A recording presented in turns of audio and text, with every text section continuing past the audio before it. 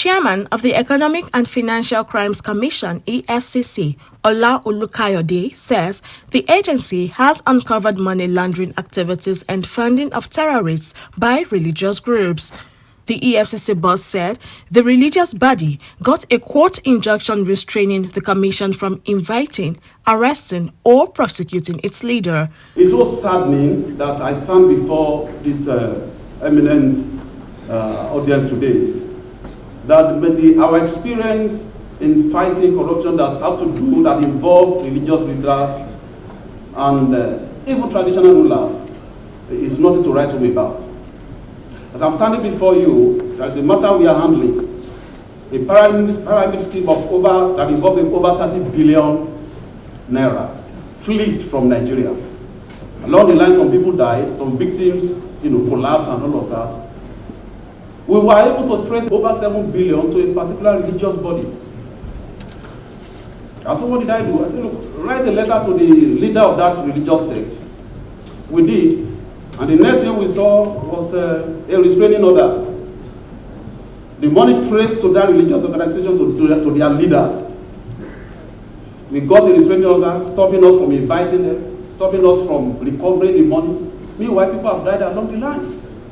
Money traced directly to your body. And that's what we are battling. Of course, we have appealed. And now this is the situation that is facing us. Religious leaders, religious bodies.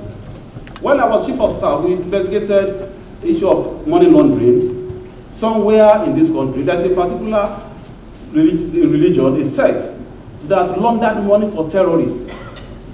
Religious faith. And these are the problems that we are battling with. To our faith leaders, my appeal is that those who lead our society from churches and mosques should develop messages that glorify industry, that glorify hard work, that glorify integrity, probity, contentment over unbridled quest for wealth.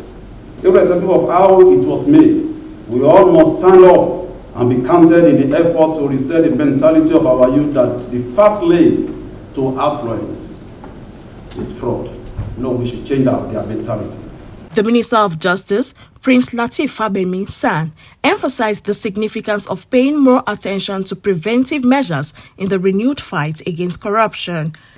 Today's event is in furtherance of a significant mandate of the Economic and Financial Crimes Commission, which is to deter corruption by adopting coordinated preventive measures, introducing investigative and control techniques to prevent economic and financial related crimes, and carrying out sustainable, rigorous public enlightenment campaign against economic and financial crimes.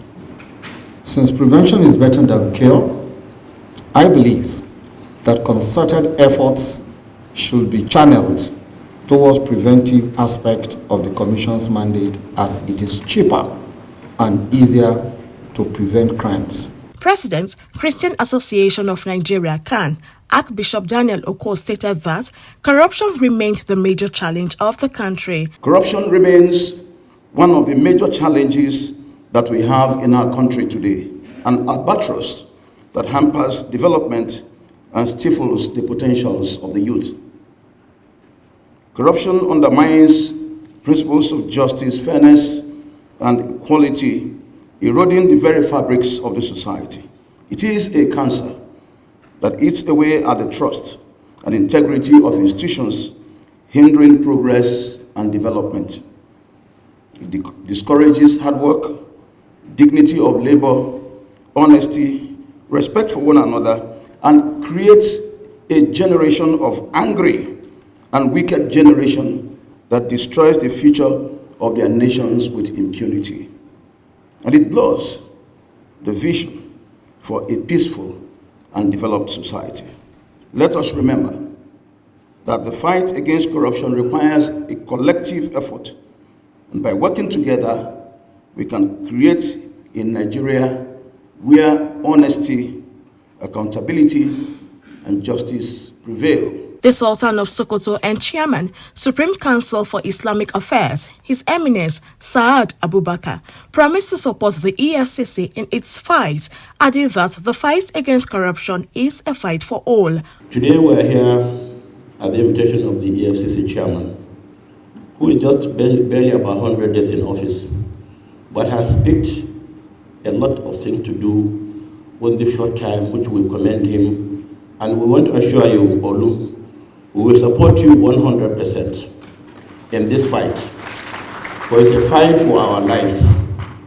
If we really want Nigeria to be Nigeria, where we can probably call it our country, when we do go out to other countries, we must fight this corruption to the last level. Oni of Ife, Oba Adeyeye Enitan, the Ojajatu, stressed the need to make governance less attractive to discourage corruption and corrupt practices in the country. We need to look inwardly in this country and tell ourselves the truth that we are the architect of our problems. We are. We just keep talking. We haven't faced that fact that we are the problem of this nation. All of us, let us tell ourselves the truth. Let's redesign the fundamental structure of this country. What are you going to tell those coming generation if we don't really look inwardly and change the structure? It is clear devolution of powers. Go and make local government and the root of our heritage customs, make them powerful. The EFCC's Fraud Risk Assessment Prevention and Control Project for ministries, departments and agencies was also inaugurated at the event. It's my singular honor and privilege to cherish forever to publicly present this beautiful, educated, implemented interventions by the EFCC towards fighting crime in Nigeria. Thank you very much.